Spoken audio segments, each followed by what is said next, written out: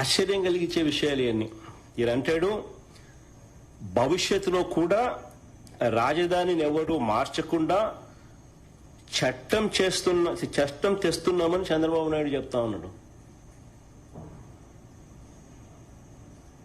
భవిష్యత్తులో కూడా రాజధానిని ఎవరు మార్చకుండా చట్టం తెస్తున్నామని చంద్రబాబు చెప్తా ఉన్నాడు. ఇలా అసెంబ్లీలో వీళ్ళు చేయగలేంది మళ్ళీ అదే అసెంబ్లీలో మళ్ళీ దాన్ని మార్పులు చేయలేరా? చట్టాల గురించి మాట్లాడే ఈ వ్యక్తి చట్ట సవరణల గురించి మాట్లాడ్డా? తెలీదా ఈయనకేమన్నా? తెలుసు, కానీ డ్రామా. ఇంతకుముందు నేను చెప్పినట్టుగా ఈ డ్రామా అంతా ఎందుకు?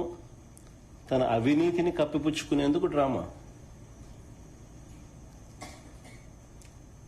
ఏ చట్టమైనా కూడా చట్టసభ ద్వారా చట్టం చేయగలుగుతుంది, చట్టంలో సవరణలు కూడా చేయగలుగుతుంది. ఇది అందరికీ తెలిసిన విషయాలే. 3 ఏళ్ల పిల్లోడు 6 ఏళ్ల పిల్లోడిని అడిగినా చెప్తారు.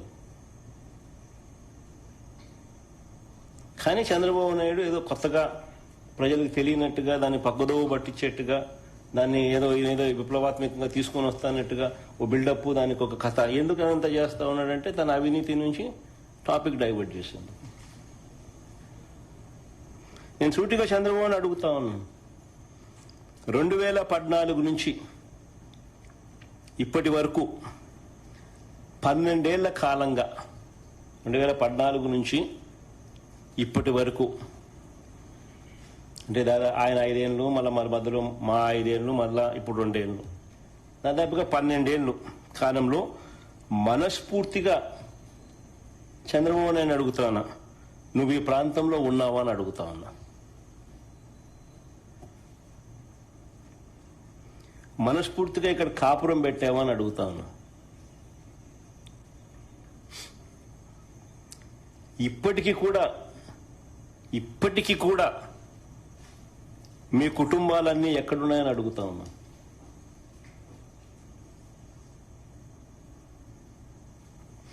రెండు 2019 వరకు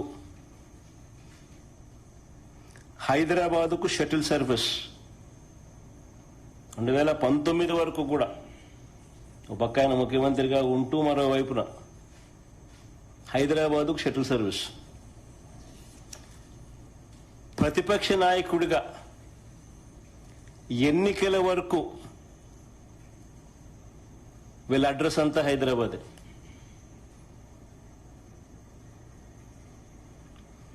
ఇప్పుడు కూడా వారానికి 2 రోజులు, వారానికి 5 రోజులే ఇక్కడ. అది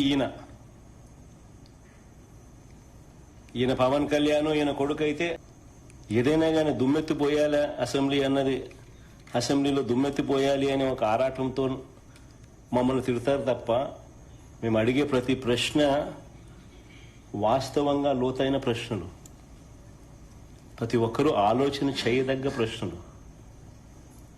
ఫేర్గా నిజంగా ఈ సబ్జెక్ట్ మీద మాట్లాడదాం, ఫేర్గా ఈ సబ్జెక్ట్ను ప్రస్తావిద్దాం.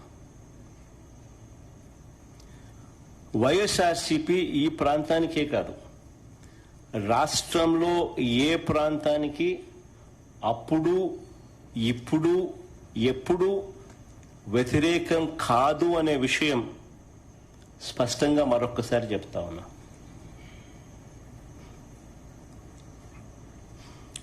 కొన్ని వాస్తవమైన విషయాలు మీ ద్వారా ప్రజల ముందు, ఈ ప్రెస్ కాన్ఫరెన్స్ ద్వారా ప్రజల ముందుకు తీసుకొని పోయే ప్రయత్నం చేస్తా ఉన్నాం.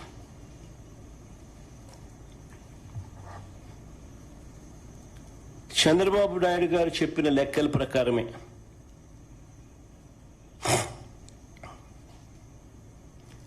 తానంతటి తానే కేంద్రానికి, తానంతటి తానే బ్యాంకులకు వాళ్ళు సబ్మిట్ చేసిన డిపిఆర్ రిపోర్ట్ల ప్రకారమే అమరావతి ప్రాంతంలో 1 ఎకరా డెవలప్ చేయాలంటే, డెవలప్ అంటే బిల్డింగులు కాదు, డెవలప్ అంటే కేవలం అక్కడ రోడ్లు, కరెంటు, డ్రైనేజు, నీటి సదుపాయాల కల్పనకు మాత్రమే. వీళ్ళ లెక్కల ప్రకారమే ఎకరాకు 2 కోట్ల రూపాయలు ఖర్చు అవుతుంది అని ఇచ్చిన వీళ్ళ లెక్కల ప్రకారమే 50,000 ఎకరాలకు అయ్యే ఖర్చు ఇంటూ 2 కోట్లు అంటే 1,00,000 కోట్ల రూపాయలు. మొదటి దశలో తీసుకున్న ఈ 50,000 ఎకరాలకి దిక్కు లేదనుకుంటే, మొదటి దశలో తీసుకున్న ఈ 50,000 ఎకరాలకే దీనికి అయ్యే 1,00,000 కోట్ల రూపాయలకు కే దిక్కు లేదు అని అనుకుంటే,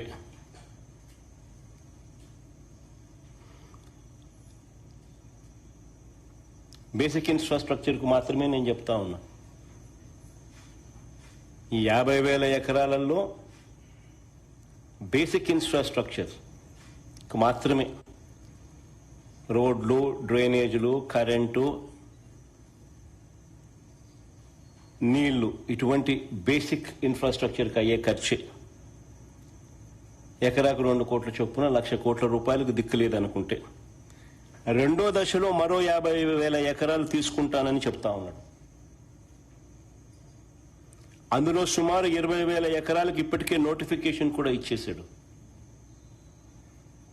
రెండో దశకు సంబంధించి రెండో దశలో 50,000 ఎకరాలకు గాను 20,000 ఎకరాలకు ఇప్పటికే నోటిఫికేషన్ కూడా ఇచ్చేశాడు. ఈ లెక్కల